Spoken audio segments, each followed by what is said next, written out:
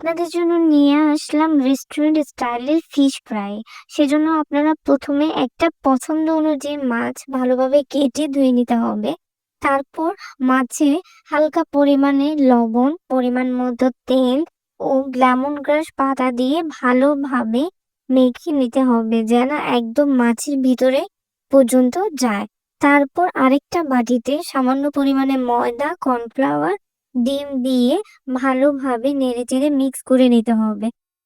তারপর এই মিশ্রণে মাছটাকে ভালোভাবে চুবিয়ে একদম হাতের মাধ্যমে ভিতরে পর্যন্ত যায় এরকমভাবে চুবিয়ে তারপর ডুবো তেলে ক্রিস্পি হওয়া পর্যন্ত ফ্রাই করে নিতে হবে। তারপর আরেকটা ফ্রাই প্যানে সামান্য পরিমাণে তেল, সস দিয়ে ভালোভাবে জাল দিয়ে নিয়ে নিতে হবে। তারপর ওই ক্রিস্পি মাছ ভাজার উপরে ঢেলে সামান্য পরিমাণে সাদা তিল ও পেঁয়াজ কুচি পাতা দিয়ে রেডি হয়ে যাবে আমাদের মজাদার ফিশ ফ্রাই।